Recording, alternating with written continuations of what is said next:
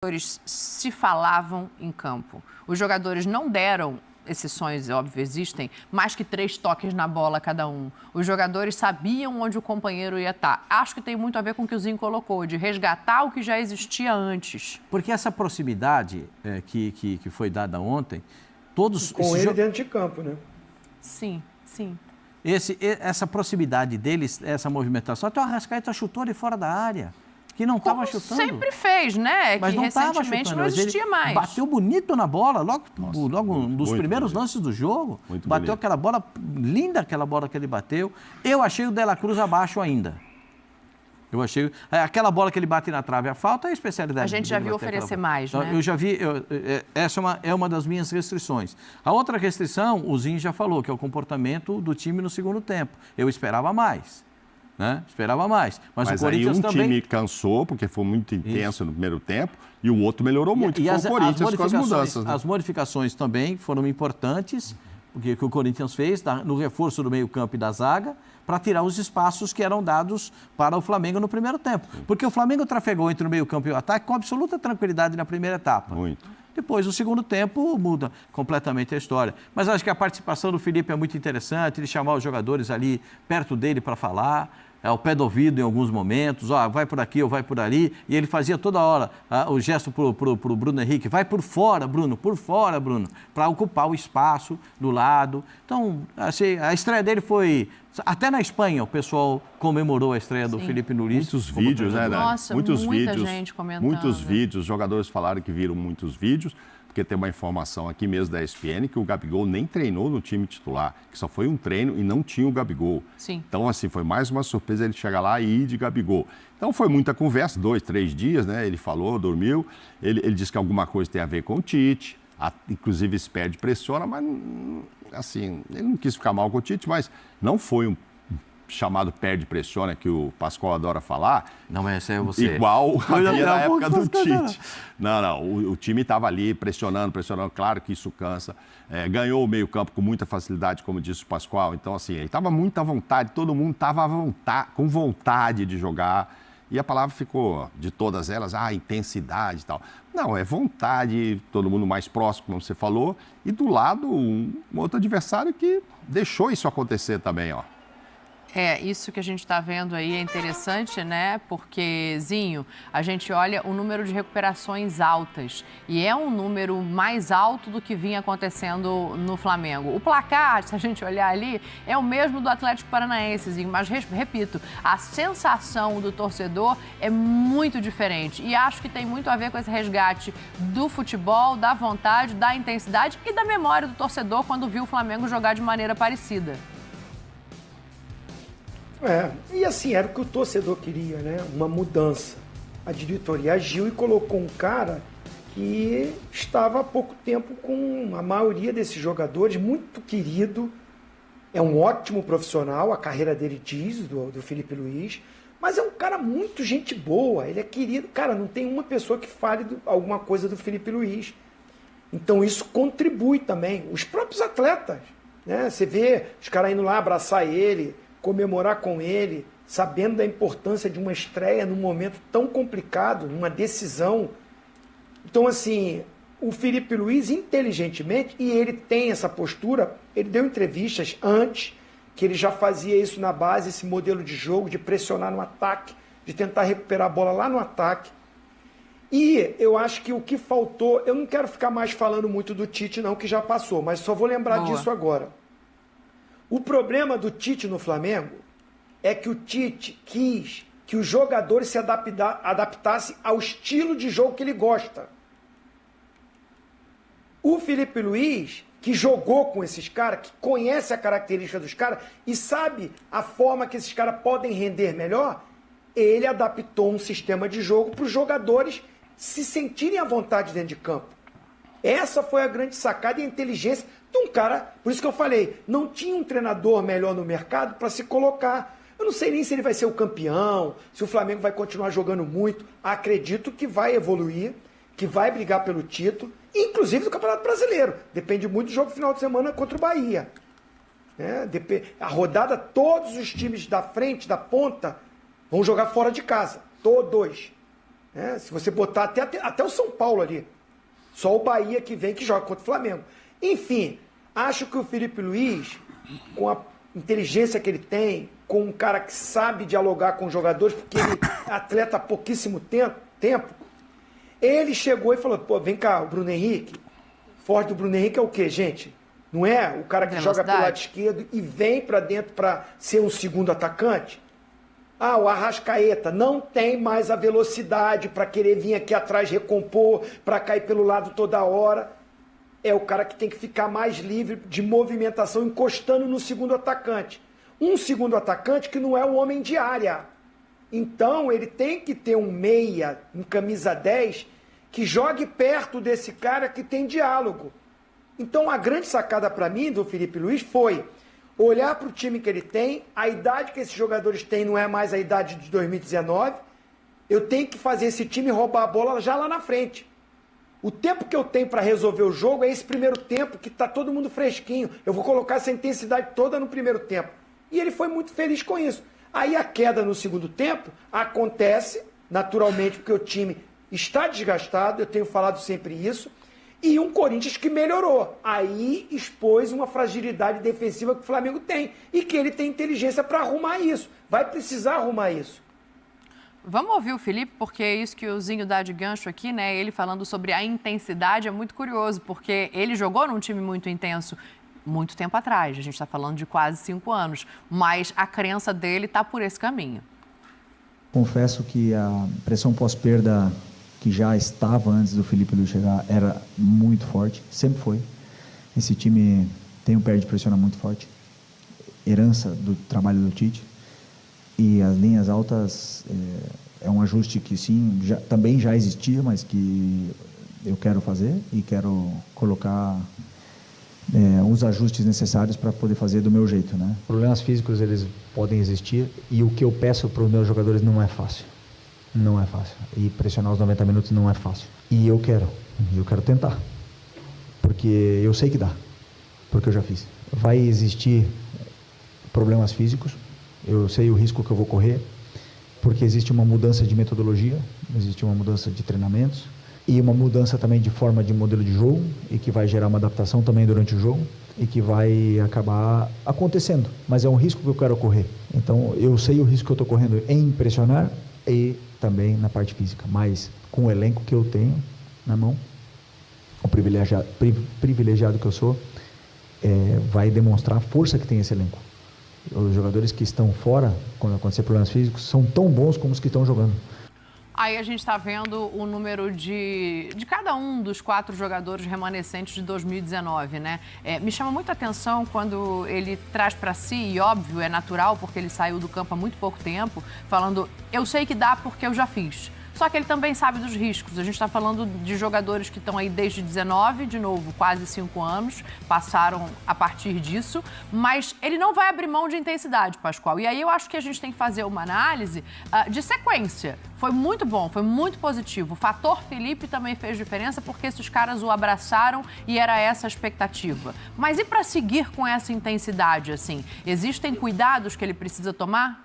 Ele fala que ele vai ter que usar todo o elenco, que ele é privilegiado e tem um elenco muito bom, porque ele sabe que não dá para jogar todo jogo 90 minutos fazendo essa marcação que ele quer.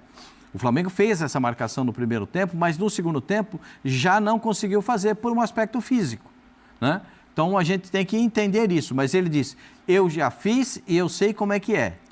Então ele vai insistir nesse tipo de marcação. O que ele pede? A intensidade de jogo, a marcação alta, impedir a saída de bola do adversário, o que o Flamengo fez basicamente no primeiro tempo, porque eu achei que essa intensidade ainda foi maior até os 32 minutos, o Flamengo estava muito pressionando muito o time do Corinthians, o Corinthians não respirou, o Corinthians não conseguiu respirar, o Garro não pegava na bola, o Coronado não conseguia pegar na bola, e eu até vi o Romero chamar a atenção do Garro, o que é difícil, porque o Romero teve uma hora que ele sai para a direita, e ele grita para o Garro, sai daí, vem para cá.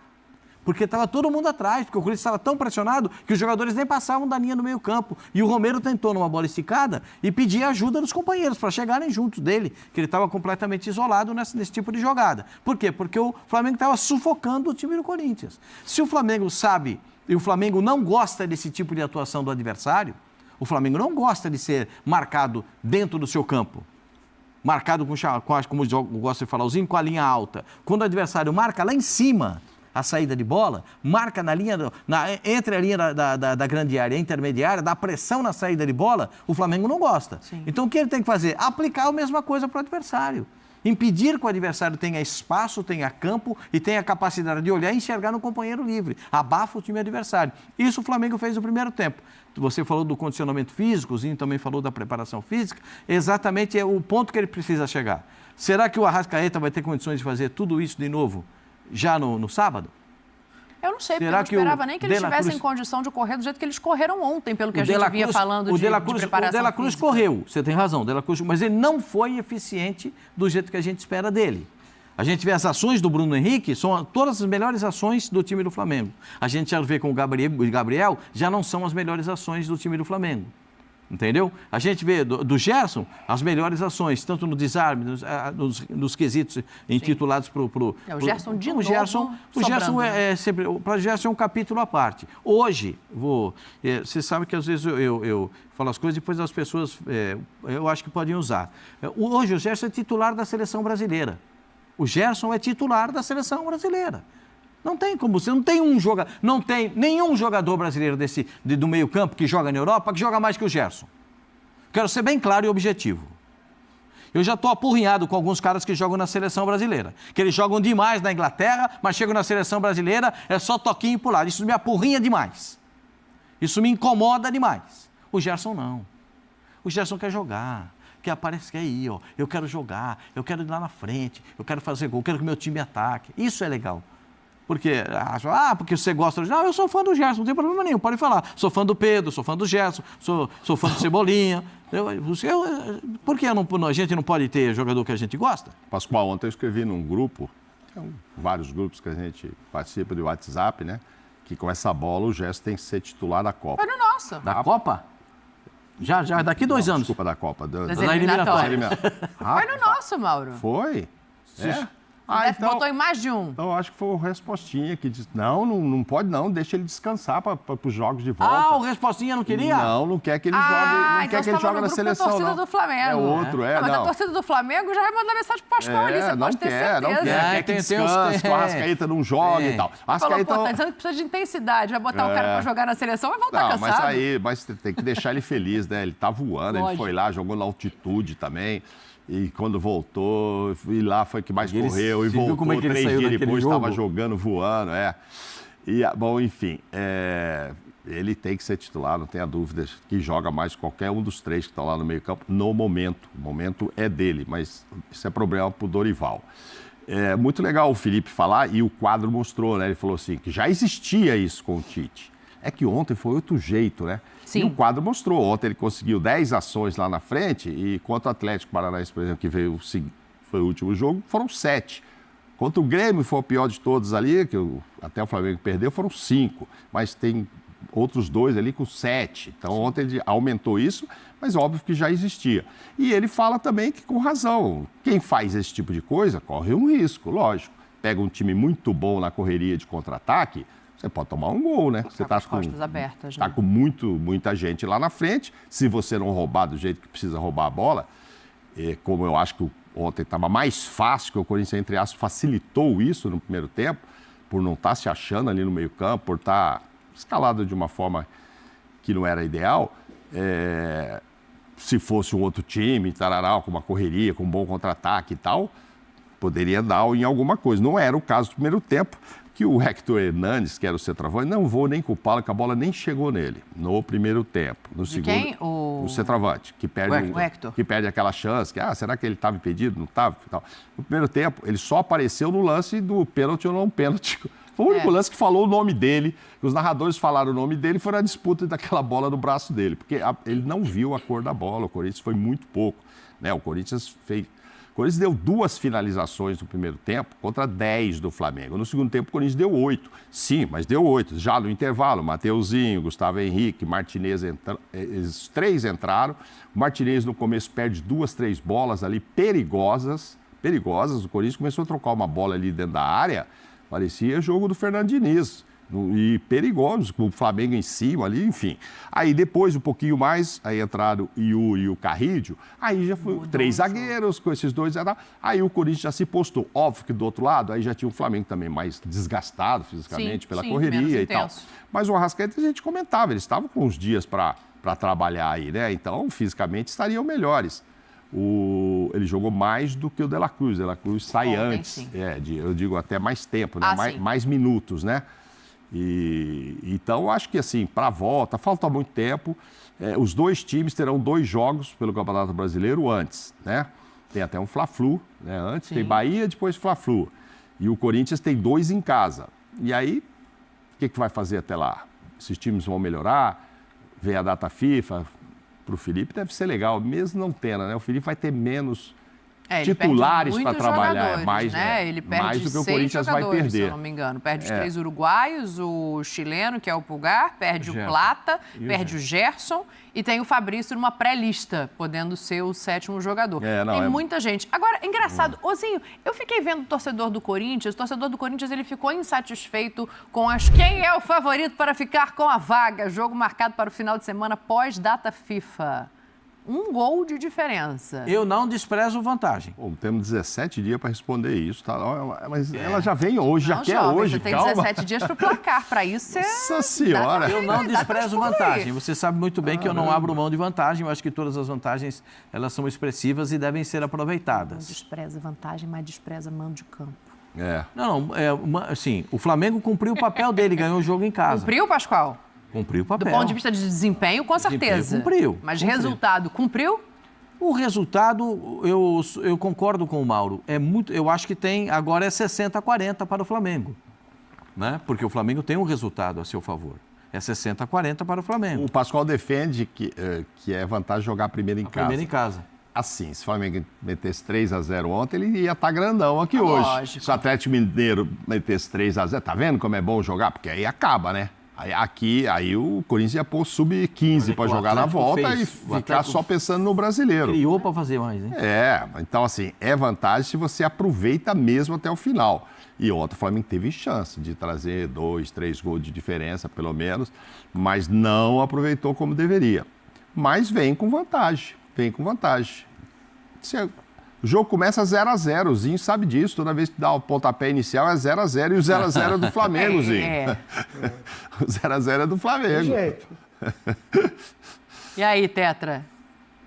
Ele ficou caladinho lá no camarote, pensando que não vai dar favoritismo. Não. Eu tava esperando o Mauro dar a porcentagem aí dele. O Pascoal deu 60-40, né? Eu acho muito 60-40.